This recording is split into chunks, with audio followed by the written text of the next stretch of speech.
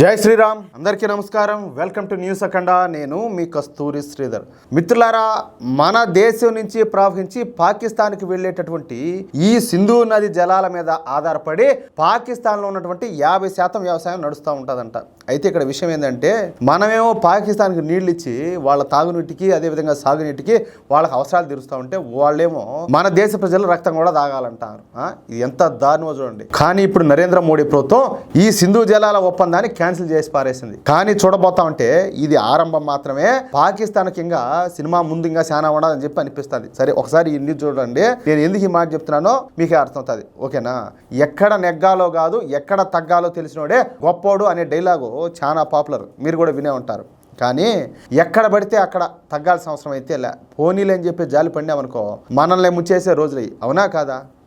ముఖ్యంగా పాకిస్తాన్ లాంటి ఉగ్రదేశం పైన అస్సలు ఏ మాత్రం కూడా జాలి చూపించకూడదు. తగ్గడం గురించి అస్సలు ఆలోచించనేకూడదు. ఇది మోడీ సర్కార్కు పక్కాగా తెలుసు. ఇకపోతే కాశ్మీర్ ఉగ్రదాడికి ప్రతీకారం తీర్చుకోవడంలో కూడా మన భారత్ అదే చేసింది. మిలిటరీ యాక్షన్కు ముందే పాకిస్తాన్ ఊపిరి ఆగిపోయే నిర్ణయాలు తీసుకునింది. 5 నిర్ణయాల ద్వారా పాకిస్తాన్ ఎన్నటికి కూడా కోలుకోలేనటువంటి ఈ పవర్ స్ట్రోక్స్ అయితే ఇచ్చింది భారత్. ఈ పహల్గామ్ ఉగ్రదాడికి ప్రతీకారంలో దౌత్యపరంగా తీసుకున్నటువంటి నిర్ణయాలు ఇవి ఆరంభం మాత్రమే. ఎందుకంటే ఈ ప్రతీకారం ముగిసేది మిలిటరీ యాక్షన్తోనే. ఇంతకు దౌత్యపరంగా పాకిస్తాన్ బెండు తీసేటటువంటి ఆ 5 నిర్ణయాలు ఏంది చూడండి. ఒకసారి మీకు చెప్పే ప్రయత్నం చేస్తా. వీసా మినహాయింపు పథకం కింద ఈ పాకిస్తాన్ జాతీయులకు మన భారతదేశం వీసాలు అయితే జారీ చేయడం నిలిపేసింది. ఇది మొదటి నిర్ణయం అన్నమాట. ఇప్పటికే జారీ చేయబడినటువంటి ఈ వీసాలను రద్దు చేసేశారు. వాటిపైన ప్రస్తుతం భారత్లో పర్యటిస్తున్నటువంటి పాకిస్తానీలో 48 గంటల్లో దేశం వదిలిపెట్టిపోవాలని చెప్పేసి ఆదేశాలు కూడా జారీ చేశారు. ఒక రకంగా పాకిస్తాన్తో పూర్తి తెగదంపులు చేసుకున్నట్టే. ఇక రెండోది వచ్చేసి భారత్ పాకిస్తాన్ మధ్యన రాకపోకలు జరుగుతున్నటువంటి ఈ పంజాబ్లోని అటారీ సరిహద్దు అయితే మూసేశారు. ఈ మార్గం గుండా వెళ్ళిన వారు తిరిగి వచ్చేందుకు మే 1వ తేదీ వరకు గడువు ఇచ్చారు. ఇక మూడో నిర్ణయం వచ్చేసి ఢిల్లీలోని పాక్ హై కమిషన్ నుంచి ఈ రక్షణ అదేవిధంగా త్రివిధ దళాల సలహాదారు వాళ్ళ 5 సహాయక సిబ్బంది మొత్తం అంతా కూడా ఏమైనా గంటేయడమే, జుట్టుబట్టి తన్ని ముడ్డి మీద పోయి పాకిస్తాన్లో పడేట్టుగా చేయడమే. వీళ్ళంతా కూడా వారం రోజుల్లో భారత్ను అయితే వదిలిపెట్టి వెళ్ళిపోవాలి. అలాగే ఇస్లామాబాద్ లోని మన దేశ హై కమిషన్ నుంచి మన భారత రక్షణ అదేవిధంగా త్రివిధ దళాల సలహాదారులను వాళ్ళని కూడా ఇక్కడ పిలిపిస్తున్నారు. ఇక 4వ నిర్ణయం వచ్చేసి ఇరు దేశాల హై కమిషన్లో సిబ్బంది సంఖ్య 55 నుంచి 30కి తగ్గించడం. అర్థమవుతుందా? చివరిదైనటువంటి 5వ నిర్ణయం పాకిస్తాన్ను కలలో కూడా ఉలికి పడేలా చేయబోతోంది. ఆ దేశాన్ని ఎడారిగాను మార్చిపోతుంది. అదే సింధు జలాల నిలిపివేత. జస్ట్ 10 సెకండ్ల ఈ ప్రకటనే పాకిస్తాన్ వెన్నులో వణుకు పుట్టిస్తుంది. ఎందుకో తెలియాలంటే 64 సంవత్సరాల నాటి ఈ సింధు జలాల ఒప్పందం గురించి తెలుసుకోవాలా. సింధు దాని ఉపనదుల జలాలను పంచుకోవడానికి ప్రపంచ బ్యాంకు మధ్యవర్తిత్వంతో భారత పాకిస్తాన్ల మధ్య ఒక ఒప్పందం కుదిరింది. దీనిపైన 1960 సెప్టెంబర్లో అప్పుడు ప్రధానంగా ఉన్నటువంటి నెహ్రూ, పాకిస్తాన్ అధ్యక్షుడైనటువంటి అయూబ్ ఖాన్ ఇద్దరు కూడా సంతకాలు చేశారు. ఈ ఒప్పందం ప్రకారం సింధు ఉపనదుల్లో తూర్పున పారేటటువంటి ఈ రావి, బియాసు, సట్లేజ్ నదులపైన భారత్కు హక్కులైతే ఉన్నాయన్నమాట. ఈ సింధు నది అదేవిధంగా దాని ఉపనదుల జలాలను భారతదేశం అదేవిధంగా పాకిస్తాన్లో పంచుకోవాలని చెప్పేసి ఆ ఒప్పందం అయితే చెబుతుంది. పశ్చిమ నదుల జలాల్లో భారత్కు వచ్చేటటువంటి వాటాను ఈ సేద్యానికి పరిమితంగా, అలాగే విద్యుత్ ఉత్పత్తి, జల రవాణా, చేపల వేటకు గరిష్టంగా వాడుకోవచ్చు. ఈ విషయంలో 2 దేశాల మధ్యన సహకారం కొనసాగేందుకు శాశ్వత సింధు కమిషన్ కూడా ఏర్పాటు చేశారు. దీనికి 2 దేశాల నుంచి కమిషనర్లు బాధ్యులుగా ఉంటారన్నమాట.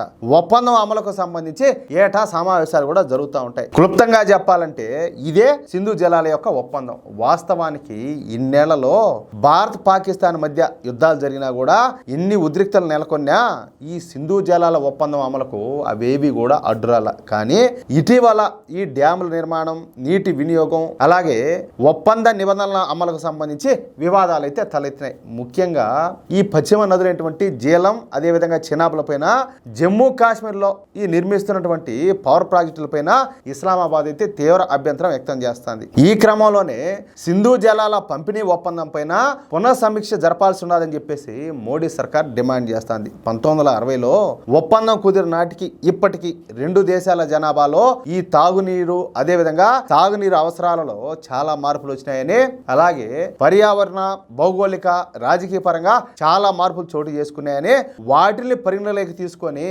ఒప్పందాన్ని సమీక్షించాల్సి ఉండాలని చెప్పి స్పష్టం చేశారు. అయితే దీనిపైన ఈ పాకిస్తాన్ మాత్రం వ్యతిరేకత వ్యక్తం చేస్తుంది. కాదు, మన దేశం కూడా నీళ్లు పోతున్నాయి, వాళ్ళకి ఇచ్చేది కాకుండా మళ్ళీ ఈ బోడి బిల్డప్ కొంత మళ్ళా ఈలోగా ఈ పహల్గామ్ ఉగ్రదాడి జరగడంతో ఈ ఒప్పందం అమలును భారత్ నిలిపేస్తా కఠిన నిర్ణయం అయితే తీసుకునింది. 64 ఏళ్ల నాటి ఒప్పందం రద్దుకు ఈ తాజా సస్పెన్షన్ ఆరంభం అని చెప్పేసి నిపుణులు చెప్తారు. అయితే సింధు జలాల విషయంలో పాకిస్తాన్ కు అసలు స్ట్రోకు ఏడాది క్రితం ఇచ్చింది మోడీ సర్కారు. పోయిన సంవత్సరం జనవరిలో ఈ చీనాబ్ జలాలను మళ్ళిచ్చి ఫస్ట్ షాక్ ఇచ్చింది భారత్. జనవరి చివరిలో పాకిస్తాన్కి వెళ్ళేటటువంటి ఈ చీనాబ్ నది ప్రవాహాన్ని సైలెంట్ గా మళ్ళిచ్చేశారు. ఊహించిన దానికంటే ముందే పాకిస్తాన్లోకి ఈ నీటి ప్రవాహాన్ని అరికట్టే యాక్షన్ ప్లాన్ ను రియాలిటీలోకి తీసుకొచ్చారు. కాశ్మీర్లోని 850 మెగావాట్ల ఈ రాటిల్ హైడ్రో ఎలక్ట్రిక్ ప్రాజెక్టు వద్ద 2024 జనవరి 27న కిష్త్వార్ జిల్లాలోని ద్రాబ్షాలా వద్ద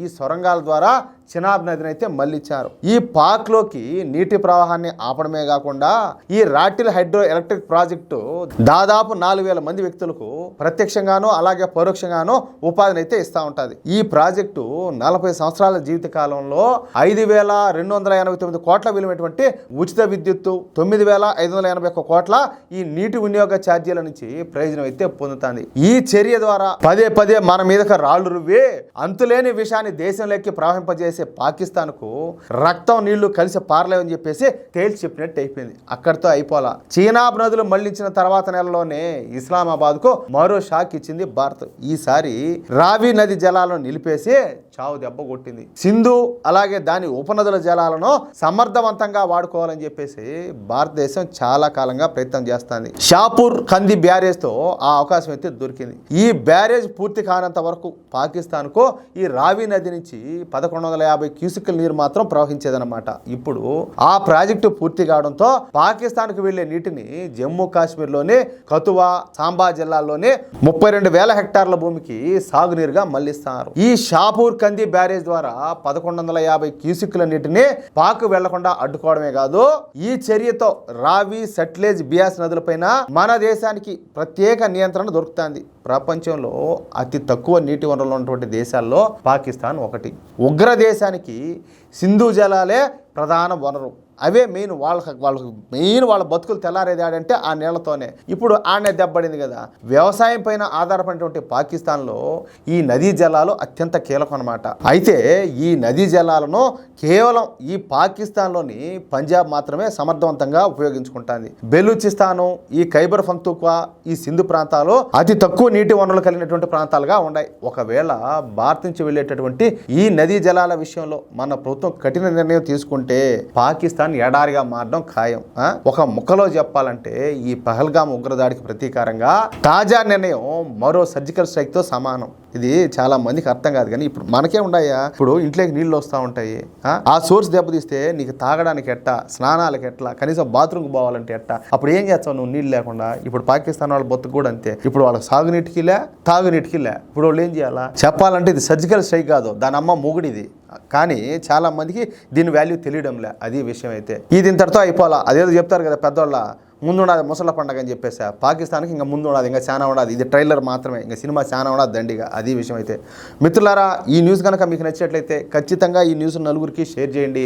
అదేవిధంగా ప్రతి ఒక్కరు కూడా మీ యొక్క అమూల్యమైన అభిప్రాయాలను ఖచ్చితంగా కామెంట్ చేయండి. అలాగే ఇంతవరకు మీరు కనుక మన ఛానల్ సబ్స్క్రైబ్ చేసుకున్నట్లయితే ప్రతి ఒక్కరు కూడా మన ఛానల్ సబ్స్క్రైబ్ చేసుకోండి, సపోర్ట్ చేయండి ప్లీజ్. జై శ్రీరామ్.